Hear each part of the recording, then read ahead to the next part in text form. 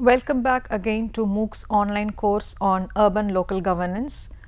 In personal administration, in the last module, we had seen about the rise of merit system, qualifications, the recruitment methods, and the different types of qualifications through which the civil servants can be selected.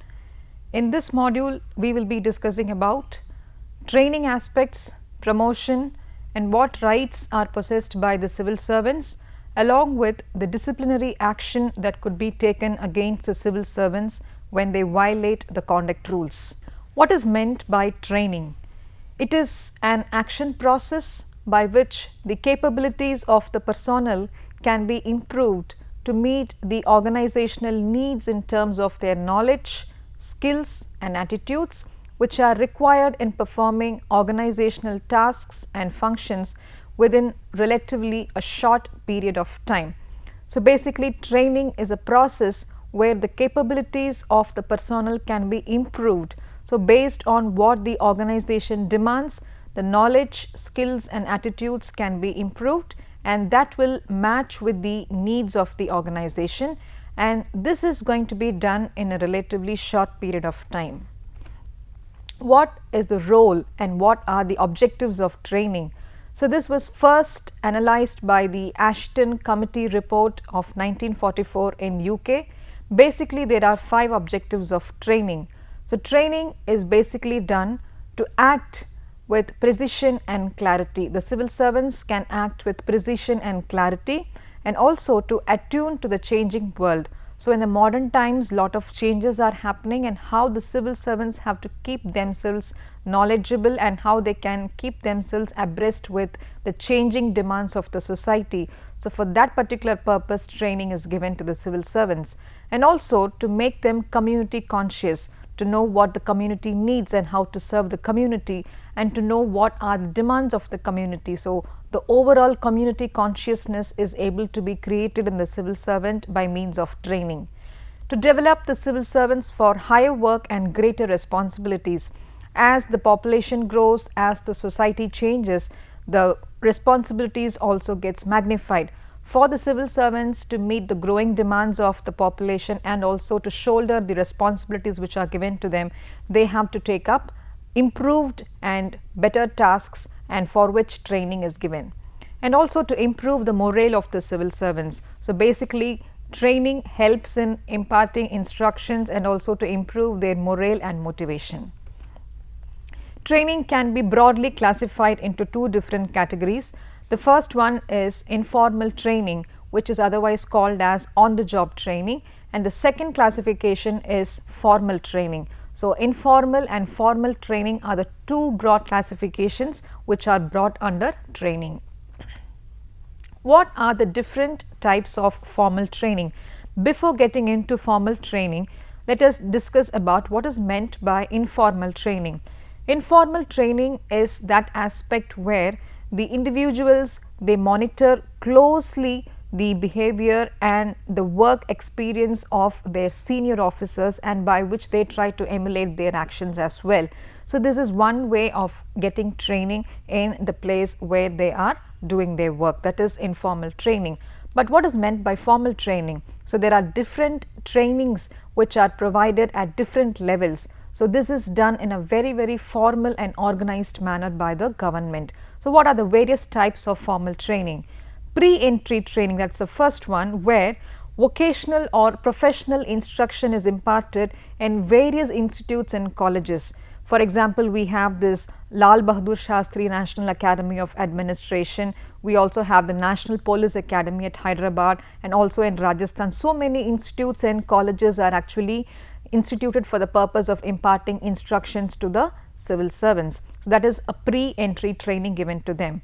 Second, orientation training, and this orientation training is given to the civil servants with regard to orienting about a particular subject. Say for example, if the civil servants have to be posted in some rural places, so for which they have to get themselves close to what is happening about the rural areas, how to move with the rural people and how to bring about changes in the rural areas. So, this is well done in the National Institute of Rural Development at Hyderabad. So, this type of orientation training is given at NIRD at Hyderabad.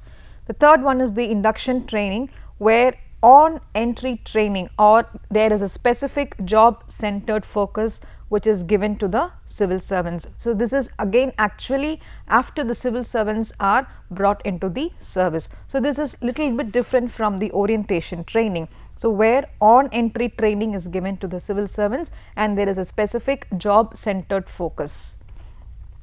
In service training, it is imparted to the candidates after they enter the civil service. So, while they are in service, the civil servants will be given this kind of training. So, that is why it is called as the in-service training. Vestibule training is nothing but it constitutes an introductory lecture and also inspection trips to departments and field stations. So, it encompasses two different parts. The first one is a lecture and the second one is an inspection trip, where the civil servants will be taken to various departments and also to field stations where they get the actual experience of handling their duties and responsibilities. The next is circular training. So, this is where a frequent reassignment is given to different divisions of the organizations. So, the civil servants are given assignments and reassignments on various topics and various places where they are actually going and doing their field study, and through which the training is imparted to the civil servants. So, various divisions of the organizations are being visited by the civil servants during this training process. The next type of training, that is the formal training, is the refresher training, where the civil servants have to get themselves refreshed and they have to update the knowledge about the recent happenings, and they should also get new skills, especially technical skills, when they are in their service. So, this refresher training is like getting them reminded of what they have to do when they are in service, and this is a special type of training which is given to them during their service time. Retraining is another type of formal training where instruction is given in a new field of specialization, or an extensive training is already given in the old field. Maybe some new specialization is being taken up by the civil servant. So, on that particular aspect, this retraining is given or instruction is given, or maybe there is an old subject and in-depth study is going to be given, or an in-depth training is going to be given on that existing old area. So, this is what is called as the retraining method. Post-entry training. This training is basically done to broaden the general ability of the employees, and for conducting this post-entry training, they provide study leave for the civil servants. So, the general ability of the employees can be improved, it can be broadened by this post-entry training, and especially the government offers study leave for this purpose. The next is the short-term training, which goes for few weeks to 1 month, and the long term training goes for 6 months to 3 years. So, depending upon the period of training, it can be either called as short term training or it can also be called as long term training. So, depends upon how much duration is given for the particular type of training, it can be called likewise. Departmental and central training. If the training is given within a particular department, it is called as a departmental training, or if the training is offered by a central training institute like the Lal Bahadur Shastri National Academy of Administration, where it is involving the civil servants and police services and so many other central services recruits are being given training at the initial level. So, central training institute like this is going to provide training to the new recruits. Skill and background training. When training is given to provide knowledge of a particular skill or a particular procedure or a rule or a regulation, then it is called as skill type of training. And when it is called background training, it is where the broadening of the mind is done to understand the political, social, economic and the administrative aspects of the job. So, a broader view is given to the civil servants with regard to political, social, economic and the administrative aspects, and that is what is being called as background training. Now, coming to the various techniques that are involved in training. The most popular technique is the lecture method, where lectures are given on various topics ranging from sciences, ranging from economics, ranging from politics to public administration or whatever it is which is relevant to the present scenario. Lectures on all of these important topics are being given to the new recruits. Next is the syndicate method. This syndicate method, it actually originated at the Administrative Staff College, Henley-on-Thames at United Kingdom. It is a method where an in-depth study of a subject is given under the guidance of a faculty member, and there are two different kinds of syndicate method of training. One is about gathering knowledge and the other one is problem solving. So, once knowledge is gathered, then the same knowledge is going to be used for solving the problems. So, this is part of the syndicate method which had its origin in the United Kingdom. The next type of training, the next technique of training is the case study method. This method is where an in-depth study of a particular subject is given by narration of actual cases by persons who have first-hand experience of the case under the study. So, directly when the civil servant is meeting a new person who has underwent some serious issue, so that is when this case study method is going to be very useful. So, based on the narration that is given by the individual who is affected by a particular issue, the civil servant is going to gather all the knowledge, and that can be used for solving any other real-time issues which might crop up in the future.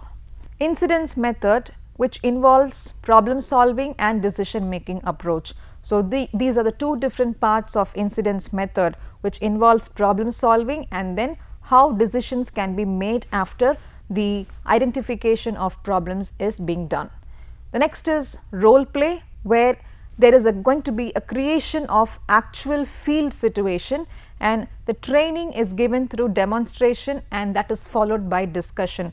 So, the real situation is going to be created, like how the civil servants would react if such a kind of a situation is coming to them in the future. So, through which training is done through demonstration, and after this process is getting over, it is followed by a discussion. So, this is what is called as role play. So, they have to imagine themselves of being in a critical situation and how they can handle it in the future.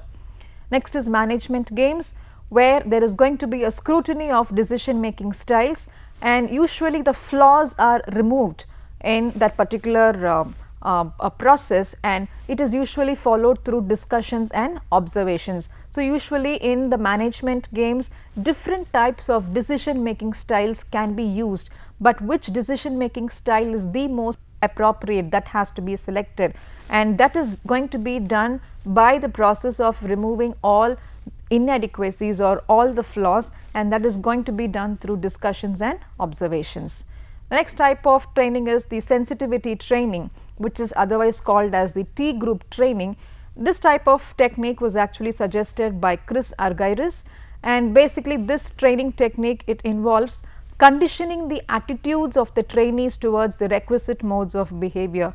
So, we know that the world is fast changing and the civil servants have to come across different kinds of people, and they have to be exposed to different kinds of behaviors of people whom they move with and whom they come across in the future, and based on that they have to improve their personality, and based on that they have to condition their own attitudes. So, this is the essence of sensitivity training that was given by Chris Argyris.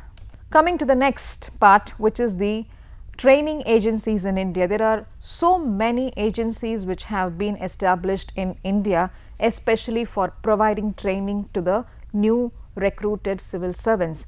So, National Academy of Administration at Mussoorie, National Police Academy at Hyderabad, National Forest Academy, Foreign Service Institute, Institute of Secretariat Training and Management, Indian Institute of Public Administration at Delhi, National Institute of Rural Development at Hyderabad, Administrative Staff College of India are the most popular and reputed training agencies in India. So, any kind of training that we have discussed so far, all of which is being provided in most of these training agencies. So, the civil servants, they get an all around development, they are able to improve their skills, they are able to gain lot of knowledge, and they are able to stand stable and better when they are posted in various services through the training that is imparted to them in various agencies.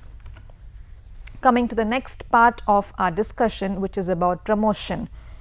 After training, when the skills and abilities of the individual is able to be improved, they can serve in the position, and after they gain experience and after principle of merit is being followed, they can be promoted to the next level. So, promotion, it's nothing but it refers to the movement of an employee from one position to another position having a higher grade and higher minimum salary.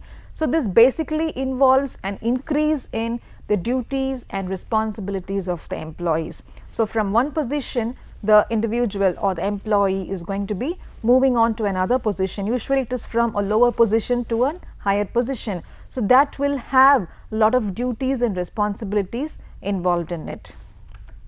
What are the various elements of promotion?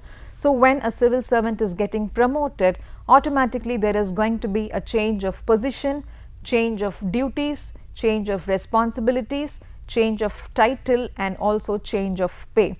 So, the position is going to be from a lower position to a higher position, duties are going to be magnified, responsibilities are going to change, the title is going to change for the civil servant, and also the pay scale, the salary scale of the employee is also going to move up, it is going to slide up. So, the types of promotion can be from a lower grade to a higher grade. Maybe one person serving in a clerical cadre can be posted to an upper cadre, okay, or it can be from a lower class to a higher class, or it can be from a lower service to a higher service. Maybe a person is posted in the state civil services. So, the same individual can be promoted to the IAS, that is the Indian Administrative Service, or maybe a person is serving in the clerical post, and that post holding, the person who is holding that particular position can be promoted to the executive class. So, these are the various types of promotion which is followed in our country. Coming to the next part, advancement, transfer and reassignment. So, these three topics are little different from what we had seen earlier, that is about promotion. What is meant by an advancement? It is only an increase in pay. The position is going to be the same for the civil servant or for the employee in general. So, there is not going to be any other change, it is only an increase in the pay. So, that is what is called as advancement. So, there are three types of advancement. The first one is automatic advancement system, which is completely based on the length of the service that is put in by the civil servant. The second is conditional advancement system, which is completely based on the efficiency of the employee. Semi-automatic advancement system will take into account both, that is the length of the service that is put in by the civil servant and also the efficiency of the employee. So, based on both these aspects, or either length of service or efficiency, there is going to be an increase in pay for the civil servant. Sometimes transfer is also experienced by the civil servants, and this transfer at certain times it comes along with promotion, or sometimes it does not come with promotion.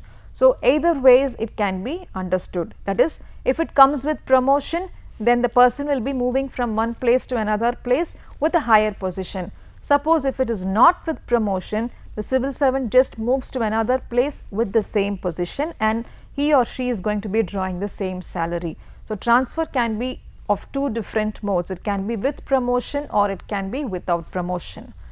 What is meant by reassignment? It is the change of service within the same agency. Maybe the individual is holding one position or holding one service, and that individual will have to be taking some other service, and that is going to happen within the same agency. So, here the individual is reassigned with another service. So, there is a complete difference between promotion and all of these three concepts like advancement, transfer and reassignment. What are the various principles that are followed in promotion? The three popular principles are seniority, merit and seniority cum merit. So, when it comes with gaining experience and based on which if the individual is going to be promoted to a higher position, then seniority principle is being followed. When merit principle is being followed, it is completely based on personal judgment of the head of the department, promotional examination and then efficiency ratings. So, this personal judgment is usually given by the promotion authority, that is the head of the department, or some examination is being conducted to make the individual elevate to the next level, and also it can be done through efficiency ratings like excellent or very poor or satisfactory or indifferent or poor. These are the various ratings through which the efficiency of the civil servant can be easily determined. When both seniority and merit principles are followed, then it is the third type of principle of promotion, which means it involves seniority that is based on experience that is put in by the civil servant, and also the merit principle. So, that is the seniority cum merit principle. What are the various criteria that is connected with a sound promotion system? This was actually explained by Willoughby, and he says certain important factors have to be considered for a sound promotion system. First one is to adopt standard specifications, like promotion has to involve certain standards. So, if the individual is matching the standard, then he or she can be elevated to the next level. Classification of positions. So, if the positions are classified from lower to higher, then there is a linear movement of the civil servants from this lower to higher positions. So, when the positions are classified, there is also an easiness in the uplifting or movement of the civil servants from one position to another position. And then inclusion of administrative positions. Maybe some new administrative positions can be incorporated in the existing system, and for which the individuals can be promoted. Adoption of principle of recruitment from within.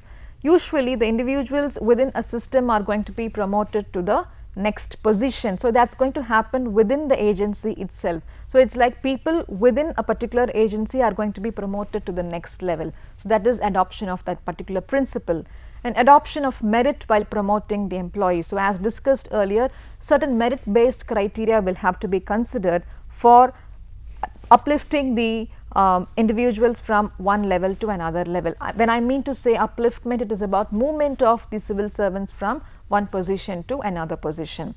Provision of adequate means for determining the relative merits of employees who are eligible for promotion. So, when the criteria are set, then based on these criteria, the eligible candidates can be moved in for the next level of promotion. So, all of these are important factors of sound promotion system as given by Willoughby. How promotion happens in India? So, basically as far as India is concerned, seniority as well as merit principle is being followed, and head of the department is usually considered as the promotion making authority, and the departmental promotion committee also exists for the individuals to be selected or to be promoted within the department. Nearly 33 1/3% of posts of All India services are to be filled in by promotion of officers who are employed in state services. That is, those who are serving in the state services, 33 1/3% of those employees will be elevated to the All India services, and this has been given under the All India Services Act of 1951. So, these are some of the principles which are followed for promotion in India.